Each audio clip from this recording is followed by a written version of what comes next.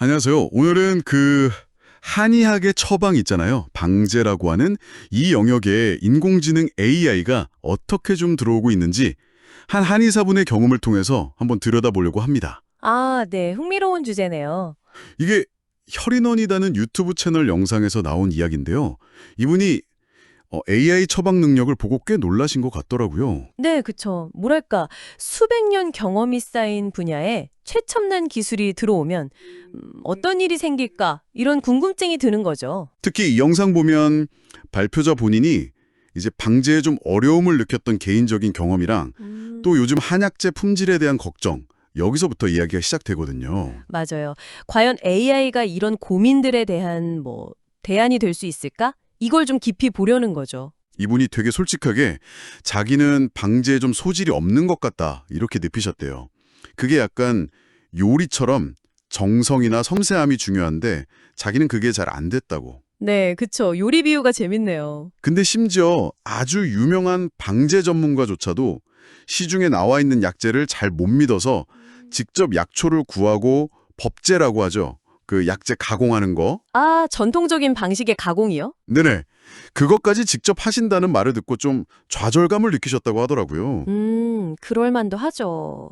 그게 단순히 개인적인 어려움을 넘어서 지금 우리가 쓰는 한약재의 품질 문제랑 또 연결이 되거든요. 아, 품질 문제요? 네, 실제로 쓰는 약재들, 특히 이제 중국에서 수입되는 비중이 거의 90% 가까이 될 거다 이렇게 추정하는데요. 90%나요? 와. 네, 그러다 보니 토양 오염 문제라던가 아니면 국산 약재는 점점 귀해지고 비싸지고 이런 문제들을 생각하면요. 지금 쓰는 약초가 과연 옛날 동의보감 시절의 그 약효를 그대로 낼 수 있을까?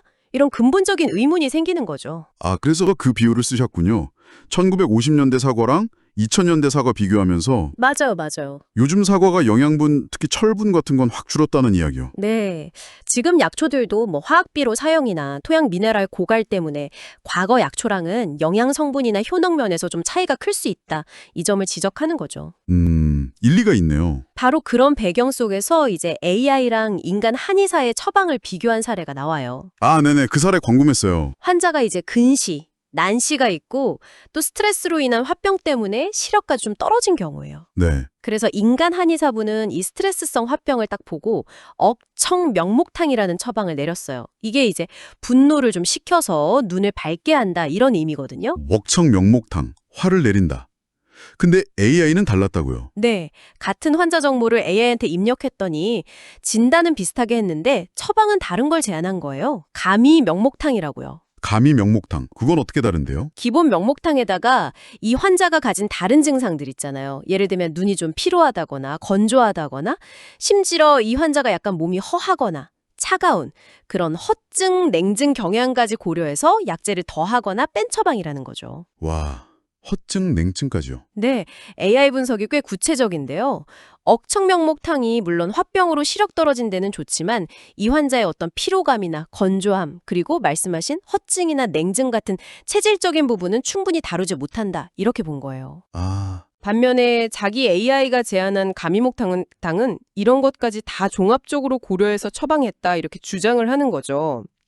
그러니까 만약 환자가 열이 많은 타입이면 억청명목탕이 맞겠지만 이 환자는 좀 허하고 찬 기저가 보이니까 가미목탕이 더 적합하다 이런 판단인 겁니다.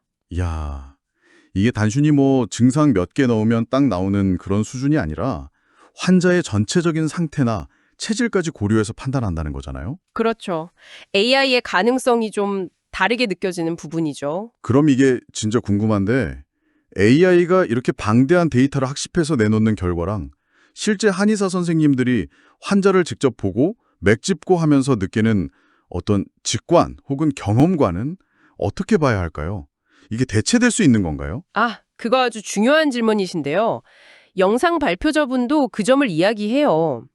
AI가 엄청난 양의 논문이나 의학 서적을 학습할 수 있다는 걸 강조하죠. 바둑에서 알파고가 이세돌 구단 이긴 것처럼요. 네, 그 비유가 확 와닿긴 했어요. 그래서 이분 생각은 만약 본인처럼 방제 자체에 좀 어려움을 느낀다면 차라리 진단 능력을 더 키우는 데 집중하고 처방 구성은 AI의 도움을 받는 게 어쩌면 더 효율적일 수도 있다. 이렇게 제안을 하는 거죠. 아, 진단은 내가 하고 처방은 AI 도움을 받고. 네. 물론 그렇다고 해서 한의사의 직관이나 경험의 가치가 사라지는 건 아니죠. 여전히 중요하지만 AI가 그 판단을 보조해 주거나 혹은 한번 검증해 볼 수 있는 아주 강력한 도구가 될 수 있다는 시각인 겁니다. 하긴 뭐 소프트뱅크 손정혜 회장도 그랬다면서요. AI 활용 거부하는 건 금붕어 지능으로 사는 거다. 좀 표현이 세긴 한데. 네, 좀 강하죠. 근데 그만큼 이제 AI를 배우고 활용하는 게 앞으로 중요하다는 의미로 받아들일 수 있겠죠. 네네. 그래서 이 발표자분이 AI 학습 단계 같은 것도 제시하셨다면서요? 맞아요. 그냥 막연하게 AI 배우자가 아니라 구체적으로요. 일단 AI가 뭔지 개념부터 익히고 그 다음엔 직접 좀 써보고 더 나아가면 파이썬 같은 도구를 배워서 한의학에 실제로 응용해 보는 거죠. 파이썬, 개발 언어 말씀하시는 거죠? 네. 예를 들면 우리가 진료할 때 음성으로 막 기록을 하면 그걸 AI가 자동으로 차트에 텍스트로 변환해 준다거나 이런 식으로 실제 활용 방안까지 생각해 보자는 거죠. 와, 정말 실용적인 접근인데요. 네. 자, 그럼 오늘 일하기 한번 정리해 볼까요? 한의학의 전통적인 영역인 처방, 방제 분야에 AI가 들어오면서 생기는 여러 생각할 거리들을 좀 살펴봤습니다. 약제 품질에 대한 현실적인 고민에서 시작해서 네, 실제 처방 비교 사례를 통해서 AI의 분석 능력이나 잠재력도 좀 엿볼 수 있었고요. 이걸 들으시는 여러분은 어떻게 생각하시는지 궁금하네요.